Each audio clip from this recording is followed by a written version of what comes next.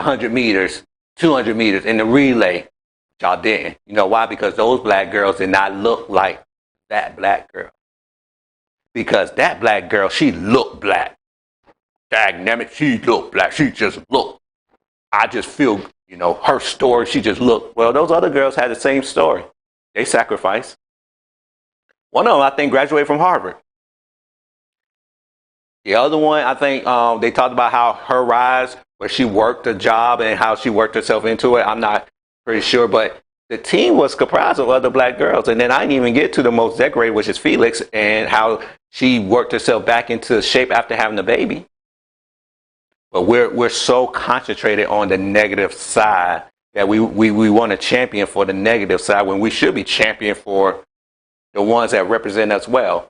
The ones who are actually trying their best to do what's right, because it's easy to be negative. It's easy for me to go smoke weed right now. It really is. It's harder for me not to do it. It's easy for me to go out here and have children by multiple women. It's harder not to do it. It's easier for me to join a gang. It's harder not to do it.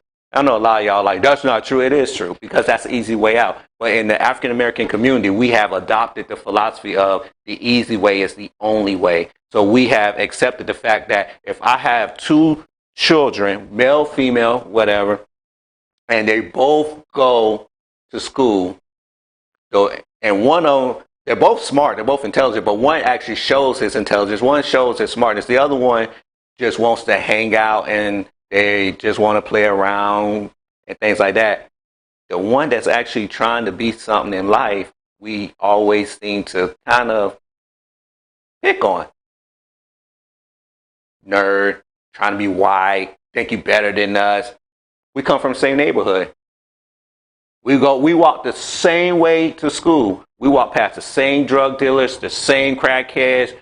Our parents are in the same situation. Fathers left, mothers are working. We got the similar stuff, but I want better. And because I want better, now I'm the enemy. You know how I know? Because as soon as that other one gets locked up, we're throwing, oh man, we got to get him out of jail, which ain't nothing wrong with that. We got to get, as soon as he come out of jail, we're going to throw him a big party, while you forget about the one who actually graduated. And you're like, oh, you graduated, that's good. You don't even give him the same respect or more respect because he actually achieved a goal. You don't even sit up there and say, let's really build him up. And that's what we don't do. We build up the negative parts. That's why you see people who put the child picture on the shirts of the gangbanger that died. He didn't die when he was 10. He died when he was 16, shooting people. He had dreads. And that's not a knock, but most of us have dreads now. You put on a picture of him and his cap and gown when he graduated from elementary school. That's not him. But you just so fascinated with keeping this wholesomeness and this negativity that you want to build this negativity up. Not realizing that negativity is what's destroying us. Holding on to that negativity, holding on to those stereotypes is actually what's diminishing our reputation, our life in America right now. And it's pinning us against each other. And you've seen it over the years, but it is so prevalent now because we have so many different fractions within our communities that it doesn't even make sense. You have men fighting women. You have children fighting men. You have children fighting women. You have this disconnect with generations. And it's all because we're holding on to this negative stereotype. Well, that's all they gave us. I understand slavery plays a big part in it. I'm not one of those conservative black people who sit up there and say, well, we should get over it. No, I don't think we should get over it. I think we should have a plan of action, how to move past it. There's a difference because you never tell anybody who's of Hebrew Jewish to get over the Holocaust. Never tell them that. So why are you telling us that we have to get over it? And I think that's wrong. especially when you look like me, you understand what's going on in our communities. Yes, this is the remnants of slavery, of what has been transpired in our lives throughout the time we've been in America. But we do have to find a way to overcome it. And one of the ways to overcome it is to actually take accountability. And when I say take accountability, we are self-destructive on purpose. Do you realize that we demean ourselves on a daily basis? If you really listen to the music, and I know I always say music, but our music is so divisive. It's separative. If I listen to an artist that's male, he's degrading the women. I listen to a female, she's degrading the men. And we're listening to that on a continuous basis. Not to mention our children are listening to that on a continuous basis. So if both sides are degrading the other, how can you have a functional relationship? Now you have YouTubers, men and women, who are degrading the other side and letting them know, oh, black women ain't this, oh, black women ain't that. And it's like, okay, I understand that you have met some women that probably have done things to you, but I'm pretty sure those same women have probably met some men that done those exact same things. So it's the same, but that doesn't mean that that's all women. But that's what we're doing now. So we're embracing the negativity to actually create our reality, which is, if this is how you're going to be, I'm going to treat everybody like that. And so now we're going around destroying other people. People don't even care now that they're killing. There's an increase of violence in our communities. You realize that? And the sad part about it is, people don't even care who they kill now or who they shoot at. You know, I hate to say it this way, but there used to be some respect where at least you wouldn't shoot at the women or the babies. You just shoot up the car. You don't care who in the car. You don't care who get hit. It got to the point now when if you really think about it, there's a death almost every day, depending on where you live. Shootings almost all the time. And over what? I know you're saying, well, that's because they concentrate in our neighborhoods and stuff like that. You ever heard of, if you ain't doing nothing, they can't give you nothing? If you are not presenting something, they can't see it. In other words, you could say they're concentrating in our neighborhoods all day long, but you're giving them the reason to concentrate in our neighborhoods. If you're not shooting anybody, why are they concentrating in our neighborhoods? Do you realize that if you're not doing anything, chances are you're not going to concentrate in it? That's not true. You're right. That is not true. But that does help. It helps to know that now you're not killing each other. It helps to know that we're not trying to hide and use this no snitch, which, by the way, that's the biggest lie ever. Everybody snitches in the hood. And I'm going to tell you, people snitch more when they're doing pillow talking than anything on God's green earth. People snitch in the NBA. See players all the time. He fouled me. That's snitching. So all your hardcore people are snitching. When they make these rap albums, they're talking about who's killing. Bobby Smurf, that's my killer. That's a killer. He's a killer. He's a killer. That's snitching. So that snitching rule being thrown out. Y'all been rapping about snitching and snitching on each other all day long. So now I think that's funny to me. Everybody snitching. If you don't believe me, just cut on your favorite rap albums. They're snitching on each other all day long. And now that you add in the fact that they like Twitter fingers, oh my God, that's each his own. But we have fallen into this romanticism of the negative side of our society and in the black community. And right now we are so consumed with it that it has actually become the norm. We're looking at shows who depict us in a bad way, and they're great rated shows. The music, oh my God. It got to the point now that people who don't look like us started embracing our music. And this is one thing I tell you, when you sell something to someone, you can't get mad at how they use it. If you sell something to someone, you can't get mad at how they use it.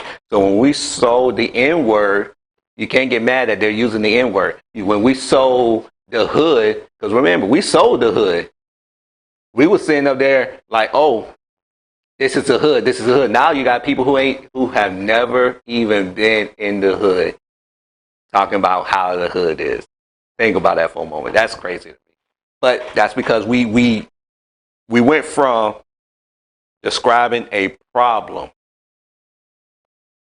We went from actually saying, you know what, we want to bring it into the violence. We wanted to bring it into the gang activity. We want to bring it into the destructiveness of the family, how the family was being torn down, to actually embracing it and saying, you know what, I don't care about being with a woman. Don't want to be with women. So now you got men who don't want to marry women, to each his own. You got men who don't want nothing good but to run through the women. But then you come back and you say, you got a high body count. But if you're sleeping with them, you're adding to that. That didn't make sense to me. That's like saying, that road being driven on too much, but you're driving on it. So at some point you have to say, am I part of the problem or am I part of the solution? We are the problem. And we have really, really just taken in this negative stigma to the point that it has become our identity. When other coaches look at us, and this has been proven, you know what they say, oh, y'all kill each other all the time. Well, no, we don't. Y'all not intelligent. And I always say this, they never say being black is being intelligent. They never say that. They never say, oh, Elon Musk, he's acting black because he's opening up another business.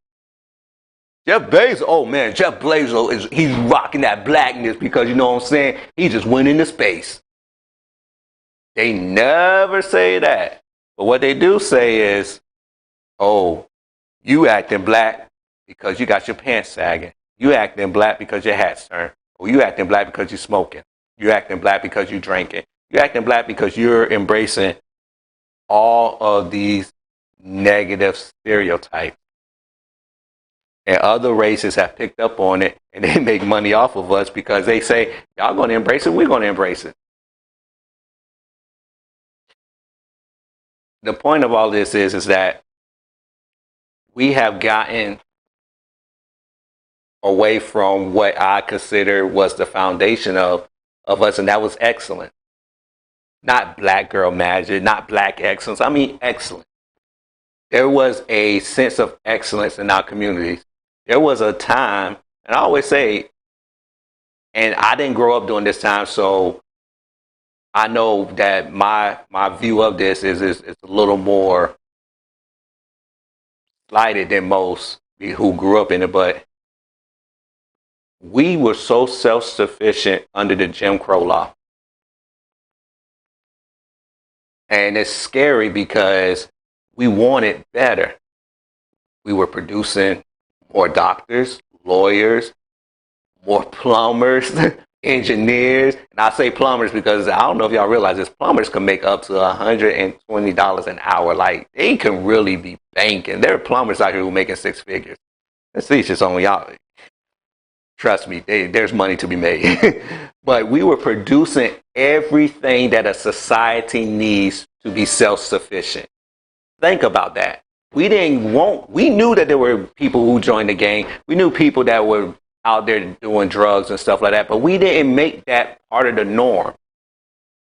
We didn't make it part of the norm through our music. We didn't make it part of the norm through the visual. Matter of fact, we used to get on Hollywood for making this the norm. We used to get on the record companies for making this the norm, saying that, why are you trying to, this is not all of us. There were families, there were communities who took care of each other. There were communities that took care of the communities, which is very important because if you understand anything about real estate is part you, part of your neighbors. Because you could have the cleanest house on the block, but if your neighbors did, and then your value went down. So we understood things. We understood businesses. We brought money back into the community. More importantly, we protected us.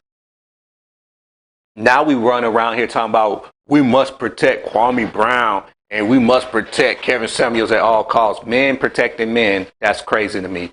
This ain't Malcolm X. Martin Luther King. Y'all didn't even go hard for those people. So some of y'all as old and y'all didn't go hard for them. Y'all wasn't even trying to protect Barack Obama. So the concept of us and how we just embrace this negativity is amazing to me. You have men online who are just dogging black women out. Like they go and find the ones who fit this narrative and they'll dog them out. Why?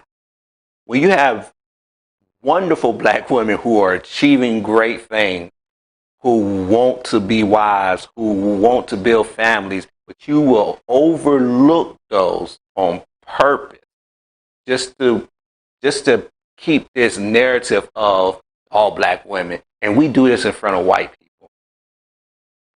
We knock ourselves down in front of white people. You wonder why they don't respect you. Why would they respect you? Think about it like this. At some point, you're going to look at us like they look at their dogs. We have to feed them, walk them, let them poop, and clean up behind them. Because that's how we're starting to act now. We're starting to get away from what we have achieved. You forget. We like to say we're all kings and queens, but more importantly, we are more than just that. We were people who actually did something in this country. We were upstanding citizens during a time where they didn't want us to be. Think about it like this. We have more freedom now, even though I think that we still got a ways to go. We have more freedom now, but we're acting like we're worse. We're allowing them to dictate how they view us. We're allowing them to dictate how we talk. We're allowing them to dictate everything. They run the companies that are giving us these images. But you know what's the crazy part is that a lot of these people have hired these black directors to produce this stuff. So black people have a hand in their own demise. That's where I love to talk, because truth is we have more of a hands-on approach in our demise than anything. Could you imagine if we had more people in the music industry say, I'm not going to rap out these things anymore? That would change. Could you imagine that if people who was on these shows like Love and Hip Hop said, we're not going to argue no more. We're not going to throw drinks at each other. We're going to show that we are upstanding people who can make money and be together, and we could all support each other. Could you imagine? Those shows would be off the air, because why would I keep that on the air if it's not giving me what I want, which is to destroy the image of black people? Could you imagine if we took back our image, how much it would just change the way children who are growing up in these areas will be like, you know what, I may not be in the best situation, but I am looking at quality people who I could strive to be like, instead of looking at people who they could strive to be like, but you're not going to make what they're making. We can change that. That's on us. If we stop embracing this negativity that has haunted us for years. We have allowed this negativity to seep into our society to the point that it has rotten the ground under us. We're probably 2-3 years away from, as they say, salt in the earth, where you can't grow nothing anymore. And I don't want us to get to that point where we can't grow nothing good anymore, because we have just embraced so much of the negativity. So hopefully we can grow and mature out of this. I'd like to say thank you to the 2xposu family, Darren Ray. Thank you to all the other shows. Shout out to my sponsors, Mika Honey, the life designer. And, of course, it's still summertime, so get your car clean with Gigantic Clean and Mobile Detail. Please, please. And check us out on all other forms of social media. William Coleman should be back in the studio, and we'll keep pushing forward. I'd like to say peace, love, and Jerry curl. We're out.